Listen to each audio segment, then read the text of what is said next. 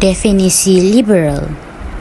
Dari sudut terminologi, liberal ialah istilah Inggeris yang dipinjam dari bahasa Latin liber ataupun free yang bermaksud bebas. Liberal berpandangan terbuka, tidak dibelenggu oleh mana-mana tradisi, adat, aliran pemikiran ataupun agama. Manakala liberalisme pula ialah pandangan dan prinsip yang liberal, terutamanya dari sudut sosial dan politik. Apa itu Islam liberal? Islam liberal menggambarkan prinsip kebebasan peribadi dan politik. Islam liberal ini juga yang digerakkan oleh kumpulan-kumpulan pluralis di Barat, Timur Tengah dan alam Melayu sedang berkembang, orientasi bersifat pemikiran dan kefahaman. 3 punca timbulnya Islam liberal. Yang pertama, masyarakat dunia berhadapan dengan kegiatan radikal, ganas, militan berasaskan agama. Yang kedua ialah ia berhadapan dengan penganut agama yang jumud, mundur, ketinggalan dan menimbulkan pelbagai masalah. Yang ketiga, kemajmukan agama, budaya, tradisi pelbagai kaum menyebabkan sukar bersatu.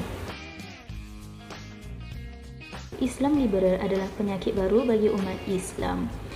Fahaman ini memberikan kebebasan kepada individu tanpa sekatan. Semua orang tanpa mengira latar belakang ilmu dan pendidikan boleh mentafsir Islam. Ciri-ciri fahaman Islam liberal: menganut fahaman pluralisme.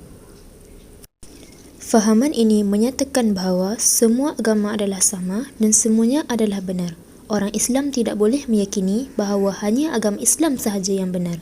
Sebaliknya, mereka hendaklah mengiktiraf agama lain juga benar dan betul. Fahaman ini juga mendesak agar diberikan hak kebebasan murtad untuk penganut Islam di Malaysia. Sebagai contoh, isu yang pernah berlaku di Malaysia iaitu murtad. Dalam isu murtad ini, iaitu seperti kes Lina Joy yang nama sebenarnya Azlina Jailani, golongan Islam liberal di Malaysia antara yang mendesak agar penganut Islam diberi hak murtad dari agama Islam tanpa sebarang tindakan undang-undang. Seterusnya, ciri fahaman Islam liberal yang ketiga adalah ayat-ayat Al-Quran perlu ditafsir semula agar selari dengan peredaran zaman yang semakin moden ini. Mereka berpendapat bahawa tafsiran ulama terdahulu sudah jauh ketinggalan dan tidak sesuai untuk digunakan pada zaman yang serba moden ini. Akhir sekali, fahaman ini juga mempertikaikan syariat Allah dan hukum hakam fiqh. Golongan ini juga berpendapat bahawa syariat Islam adalah ciptaan para ulama dan fuqaha. Antara hukum syariat menurut pandangan mereka yang perlu dinilai semula adalah seperti pembahagian faraid. Satu ancaman, betul ke? Ternyata ini adalah satu perkara yang sangat benar. Buktinya, ancaman liberalisme terbahagi kepada 4. Yang pertama agama, kedua sosial, ketiga ekonomi dan yang keempat pendidikan. Ancaman terhadap agama Islam. Yang pertama, memberi penekanan bahawa Al-Quran perlu ditafsirkan semula mengikut konteks kontemporari. Yang kedua, menggunakan pendekatan falsafah hermeneutika dalam menafsirkan Al-Quran. Sebahagian daripada mereka turut memanipulasikan konsep maqasid syariah mengikut hawa nafsu dan mengubah sesuai konteks dalil agar selari dengan realiti semasa. Seterusnya ialah ancaman terhadap sosial. Isu yang pertama ialah isu persamaan gender.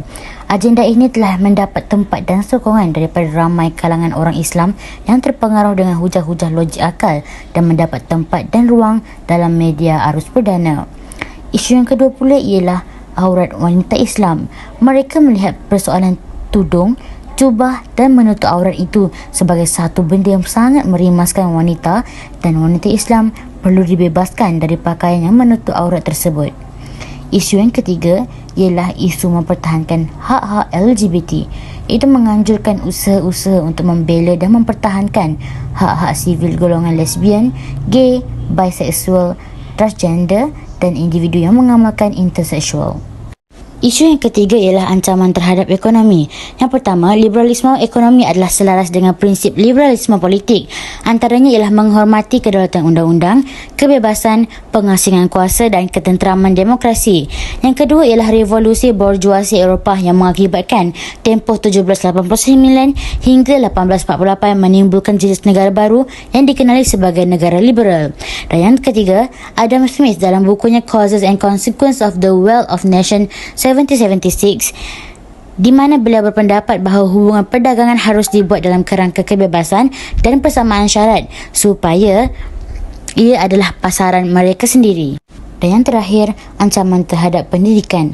Pelbagai usaha dilakukan melalui penulisan akhbar, penerbitan buku-buku dan laman sesawang yang menyokong aliran fahaman Islam liberal. Seterusnya, memperjuangkan fahaman pluralisme agama dengan menyamaratakan semua agama agar kedudukan agama Islam sebagai agama yang paling benar dapat dihapuskan. Dan yang ketiga, secara tidak langsung kedudukan agama Islam di Malaysia dapat direndahkan sehingga boleh mengundang kepada gejala murtad. Perkara ini selari dengan salah satu tuntutan IFC supaya membenarkan orang Islam untuk murtad tanpa dikenakan apa-apa halangan dan tindakan. Strategi menangani liberalisme. Pertama, menggiatkan aktiviti pembudayaan ilmu di semua peringkat. Organisasi pengajaran hari ini harus lebih sistematik dan proaktif dengan membangunkan latihan bengkel, rancangan pendidikan dan mengadakan ceramah akademik biasa untuk mendedahkan isu tentang bahayanya liberalisme kepada seluruh masyarakat. Seterusnya, memperkasakan kurikulum pendidikan Islam. Pemikiran Islam liberal telah menunjukkan pendidikan Islam sebagai kerangka pengajaran yang lapuk dan bertentangan dengan arus perubahan zaman. Dengan cara ini adalah menjadi kewajipan kepada semua perkara harus dipertimbangkan untuk memperkukuhkan rancangan pendidikan Islam dalam rangka latihan awam. Pemahaman Islam yang benar harus diteruskan untuk menolak penyebaran dan pemikiran palsu.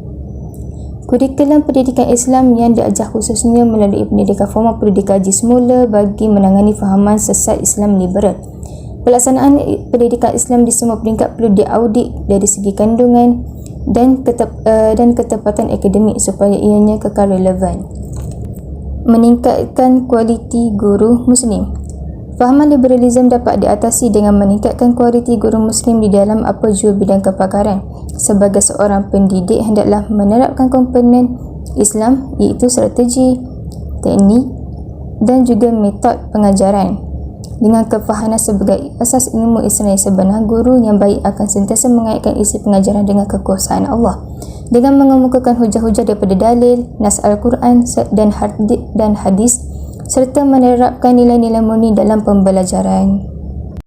Akhir sekali adalah kesimpulan. Usaha yang kolektif amat diperlukan antara agensi agama, para intelektual Islam, badan-badan NGO dan agensi-agensi yang berkaitan dalam mengenani gerakan liberalisme di dalam kalangan masyarakat. Undang-undang di Malaysia yang bersandarkan kepada Al-Quran dan As-Sunnah harus dilihat sebagai sumber utama dalam mengurus pembangunan liberal. Pihak kerajaan sebagai badan kepimpinan adalah asas mengambil bahagian proaktif dan bijaksana dalam menyelesaikan isu-isu yang timbul di Malaysia.